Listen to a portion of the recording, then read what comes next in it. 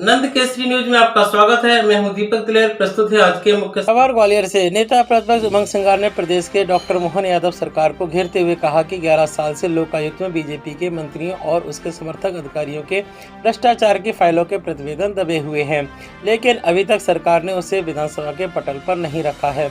यही नहीं, सरकार श्योपुर जिले की विजयपुर विधानसभा का उपचुनाव षड्यंत्र करके जीतना चाहती है। सरकार ने षड्यंत्र पूर्वक वन विभाग के ही उप सचिव किशोर कन्याल को श्योपुर का कलेक्टर बनाकर भेजा है, जिन्हें मंत्री रामनिवास रावत का पक्ष लेने की सरकार द्वारा हिदायत दी गई है। इसलिए उपनेता हेमंत कटारे ने चुनाव आयोग से इसके बारे में शिकायत की है और श्योपुर कलेक्टर किशोर कन्याल को हटाने की मांग की है। उन्होंने कहा कि प्रदेश में भ्रष्टाचार के मामलों पर डॉक्टर मोहन यादव मौन है। उनके मंत्री ने कहा था कि यदि मोहन ही ग्वालियर वासियों को स्वच्छ पीने का पानी नहीं मिलेगा तो वह बिस्लेरी से पानी की सप्लाई करेंगे, लेकिन तत्काल मंत्री गौरी शंकर बिसेन अब मंत्री नहीं हैं। डॉक्टर मोहन यादव को इस दिशा में काम करना चाहिए। विजयपुर विधानसभा से कांग्रेस प्रत्याशी का प्रचार प्रसार करने से रवाना होने से पहले नेता प्रतिपक्ष एवं पूर्व मंत्री उमंग सिंगार मीडिया से रूबरू थे। आइए देखते हैं ये खबर।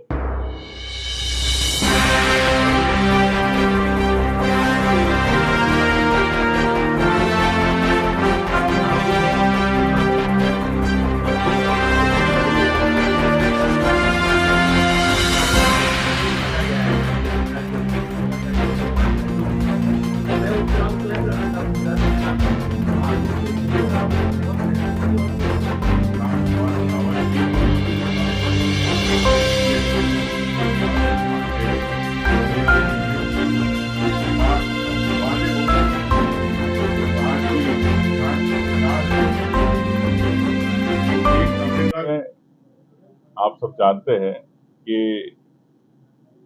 जिस प्रकार से वो कर्जे में डूब गए थे, जिनके पंप है, बाकी चीजें सब उनकी कर्जों में आ गई थी, तो आर्थिक स्थिति बड़ी खराब हो गई थी रावत जी की, और जनता के विश्वास को उन्होंने बेचा। निश्चित तौर से जनता इस बात को समझती है कि जो बिकाऊ है वो कभी टिकाऊ नहीं होते। इसलिए मैं समझता हूँ कि विजयपुर की जनता उन्हें घर भेजेगी। पिछले चुनाव में जो बहुत सारे बिकाऊ हो गए आपके कहे मुताबिक वो टिक गए हैं, वो मंत्री बने दोबारा। देखिए, मैं आपसे यही कहना चाहता हूँ कि वैसे तो मुझे भी ऑफर आया था कि 50 करोड़ रुपए ले लो, आप कैबिनेट मिनिस्टर बन जाओ, तो मैं नहीं बिका। तो ये मैं समझता हूँ कि जनता जो आपको चुनाव जिताती है उसके प्रति आपकी जवाबदारी होती है, उसके प्रति आपकी ईमानदारी होती है। तो अब जो बिक जाते हैं वो कैसे बाहर हो गए, कई लोग आपको पता है, कई मंत्री हार गए, कई विधायक हार गए चंबल के अंदर। तो ये जनता है, जनता से बड़ा कोई नहीं है जो निर्णय करने में निर्णायक रहता है। अभी आपने कहा कि बहुत सारे भ्रष्टाचार हुए पिछले 20 साल में, लेकिन कांग्रेस के जो पुराने नेता रहे, नेता प्रतिपक्ष रहे कांग्रेस के, और तमाम सारे बड़े बड़े दिग्गज नेता रहे, वो एक भी आंदोलन जनता को साथ में लेके खड़ा नहीं कर पाए 20 सालों में। क्या कारण रहे कि बिल्कुल पूरी तरह से जनता के बीच आप लोग नहीं जा पाए? देखिए, मैं आपसे ये कहना, जनता ने आपको स्वीकार नहीं किया। 20 साल में कई साल तो हमारे सिंधिया जी यहाँ पे राज करते रहे, तो ये तो सवाल उनसे होना चाहिए कि उन्होंने क्यों नहीं आंदोलन किया। तो वो तो अभी गए, लेकिन मैं आपको इस बात दिलाता हूँ कि अभी मैंने थोड़ी देर पहले भी कहा कि आपके ग्वालियर के मुद्दे जवाबदारी के साथ हम सब विधानसभा में इस बार आपको दिखेंगे, परिलक्षित होंगे, और आपको ग्वालियर की जनता को एहसास होगा कि ग्वालियर की बात उठाई गई। मैं पूरे मध्य प्रदेश की बात कर रहा हूँ कि 20 साल में एक भी बड़ा मुद्दा जिसे आदिवासियों को मुफ्त भी पिलाए गए और जो महिलाएं हैं, लड़कियां हैं, बच्चियों को भी हत्या की गई, लेकिन बावजूद इसके एक बड़ा मुद्दा नर्सिंग घोटाला हुआ, आरक्षक घोटाला हुआ और तमाम सारे ऐसे घोटाले, व्यापक घोटाला हुआ, लेकिन बहुत बड़ा कोई आंदोलन कांग्रेस नहीं खड़ा कर पाई जनता को साथ में लेके।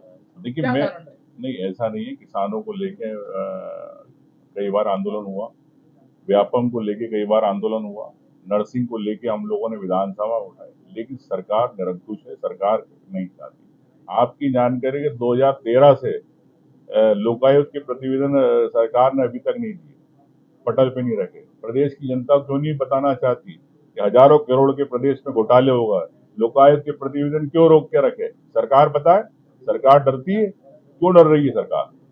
तो ये घोटालों की सरकार है, नहीं चाहती कि जनता के सामने विधानसभा के पटल पे आए, लेकिन हम लोग इसकी मांग भी करते और इस बार भी करेंगे, गई बार भी करी। लेकिन आप समझते हो कि लोकतंत्र नाम का रह गया, यहाँ पर सीधे सीधे एक नाजीवाद चल रहा है, जो हिटलर शाही चल रही, मनमानी चल रही, जो भ्रष्टाचार को छुपाने की बात करते, ऐसी भारतीय जनता पार्टी सरकार है। आपने आरोप लगाया कि 50 करोड़ का ऑफर आपके पास आया था, क्या आपने एफआईआर दर्ज कराई? कितना ऑफर दिया था? देखिए, अब आप आज तो मैं खुद कैबिनेट मिनिस्टर हूँ, नेता प्रतिपक्ष हूँ, नहीं, जब आपने तो एफआईआर क्यों नहीं कराई? मैं आपसे वही कहना चाहता हूँ कि ये सब बातें उस समय की और मैंने उस समय मीडिया में खुले तौर पे कही थी। राजनीतिक बातें रहती है, मैं समझ, ऑफर सीधे भ्रष्टाचार का मामला है। तो मैंने आपसे कहा ना, मैंने आरोप भी लगाया था, खुलेआम मीडिया में भी कहा था, आपने शायद मीडिया में देखा नहीं। जी जी, भाजपा दावा कर रही है कि वो रिकॉर्डों से जीत रही है, आपकी कैसी है, क्या मानना है?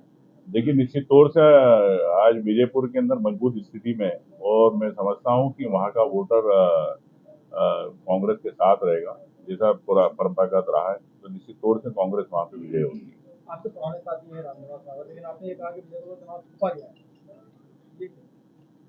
अब इधर रामनिवास रावत जी से पूछेंगे क्यों गए, जब उन्होंने कांग्रेस पार्टी ने उनको कैबिनेट मिनिस्टर बनाया, सम्मान दिया, विधायक बनाया, हमेशा उनको सम्मान ही रखा और चंबल क्षेत्र के एक अच्छे वजनदार नेता थे। तो अब वो अपने व्यक्तिगत स्वार्थ के कारण गए। अगर जनता से पूछते, जनता नहीं बोलती कि आप बीजेपी में चले जाओ, ये तो रामनिवास रावत जी बताएं। आज के समाचारों में इतना ही। कल हम फिर हाजिर होंगे, तब तक के लिए मैं इजाजत दीजिए। नमस्कार।